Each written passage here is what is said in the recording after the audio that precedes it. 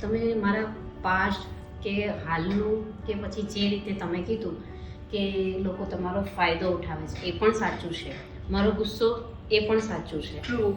તમે એક પણ વાક્ય એવું નથી બોલ્યા કે જે મારે સામેથી તમને કહેવું જોઈએ. એટલે જ મેં કીધું કે પહેલાં તમે મને કહો. રાઈટ. અને તમે જે કંઈ પણ બોલ્યા ને એ બધું જ રિયલમાં મારે તમને આ જ કહેવાનું હતું. વાહ. અને સો હવે મૂંઝવતા પ્રશ્નો બોલો તો આપણે એના ઉપર